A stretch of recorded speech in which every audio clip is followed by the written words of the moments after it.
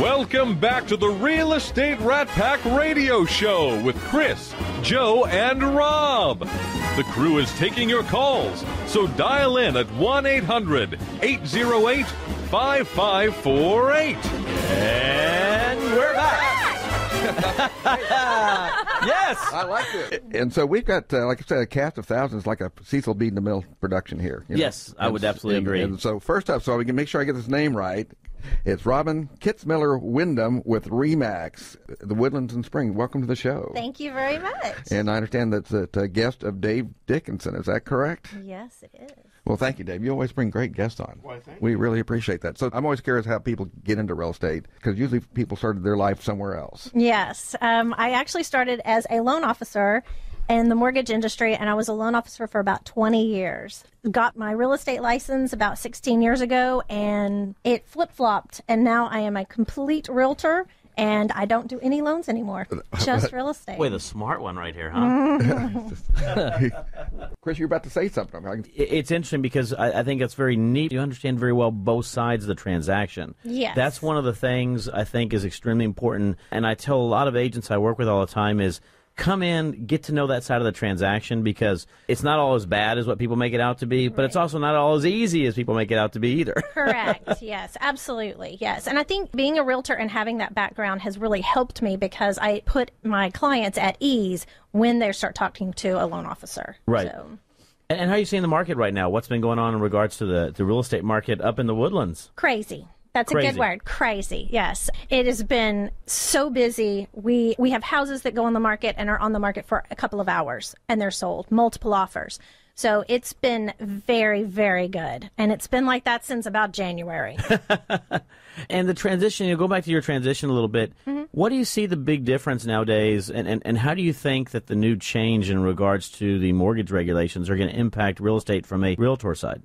I think it's going to make us a little bit more organized. We're going to have to be more organized, or we're going to delay closings. Right. So we're going to have to get our act together very quickly and get all of the documents out very quickly, rather than waiting until the last minute. Right. Well, the target's really on mortgage people. You know, the CFPB that's who has the big target on their back, is you guys. Oh, absolutely. Absolutely. But, as Robin was saying, though, it's a collective effort to make sure. It's a collective effort now, so let's not put the onus on one side or the other. It takes, what does it say? It takes something to create a village, or et cetera, et cetera. I don't know how that Take the village to raise a child. It takes a village to raise a child, whatever it is. But yeah, or to build a house or whatever. But you're absolutely right. I mean, one of the things it does take, though, is it takes working in conjunction to be able to get that ultimate result, which is to get a happy family into a beautiful home, into their dream that they're looking at doing to raise that. And so I would absolutely agree. I think that, what we do right now is still there, but obviously going forward, I think there's going to be more important for us to be even more in tune with each other to make sure those time frames I think our value make proposition sense. just went up tenfold, because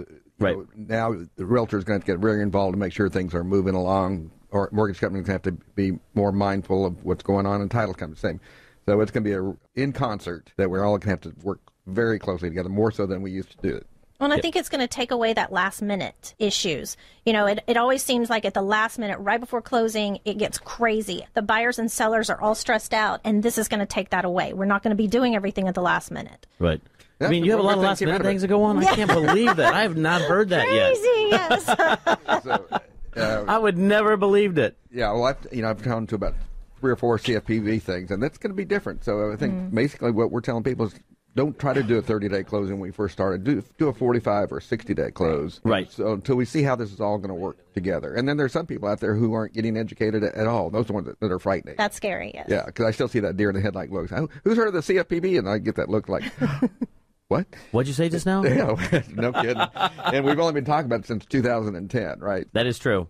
Robin was talking about real estate. We're going a little bit into the real estate transaction and what's happening in regard to TRID, but let's also find out what's going on in regards to the market itself. The market is still a very strong market. Values are up about 6 to 7%, even though home sales are down a little bit, year to date right now. What are you seeing in regards to home sales? What do you see? Obviously, the Woodlands is one of those pockets in which is sort of insulated right there, and a lot of activities going on that might not reflect what's going on in the rest of the market. Right. We have so many businesses moving into the area. I mean, obviously, number one, ExxonMobil. That small oil and gas company, that right? little one, that built that small little company. Yeah. Oh. But we've got so many other companies that are moving in because of ExxonMobil. And so we have just such an influx of people being relocated to the Woodlands area, not just the Woodlands proper. And the Woodlands area, that's Spring, that's Conroe. Yes. Talk a little bit about that surrounding area, if you don't mind. Yeah, I mean, the Woodlands area would encompass a large area. Spring, Conroe, Magnolia, Montgomery, parts of Tomball. So it's a huge area, and it's because of all these companies moving in.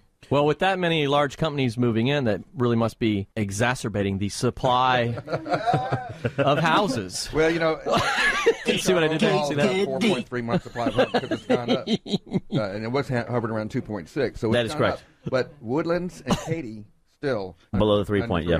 Yes. So, I mean, it kind of shows what's going on there. And of course, you've got the Hughes Corp and I think Johnson Corporation are all going to be doing some huge projects up and around that area. Yes, huge projects that they've already broken ground, and that's going to be amazing and very exciting. But they've been buzzing about it because someone was saying how they were buying lots over there. They're having builders coming in bidding for lots. That it's so much demand. So I think that's going to be really indicative of what is going to be going on up in the Woodlands for some time.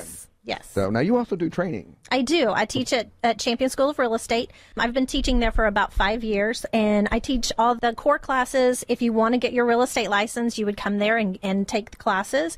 And then I also teach some MCE, so it's fantastic. I think it makes me a better realtor by teaching. Well, I teach a lot of MCE. I probably do 50 classes this year, and I do it remotely. So, yes, I agree with you because I get to hear all about the war stories of things that are happening on the streets. Right. And you only get to hear that. That's why I don't like online classes. No offense against online classes. Right. But I've learned a whole lot more when I'm in a classroom setting. Well, I think there's something personal about it. I mean, I give a lot of classes. I used to give MCE. Now I just do the lunch and learns. But I also like the ability to go out there and share. I think sharing information is extremely important. That's how you become a better person. And just because, acronyms and the public don't always mix, MCE is mandatory continuing education. Correct. Just so people understand that. Because we always use all these terms, and we always assume people know, but you know what?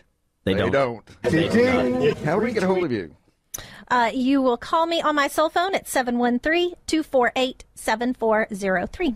How you say that one more time? 713-248-7403. And that is Robin Kitzmiller Wyndham. I had to practice that for a while. Plus I have her card right. He's been out front all morning. Okay, I've got to pronounce this correctly. I've got to pronounce it. Well, she's still not going anywhere. We still have our open segment right here, but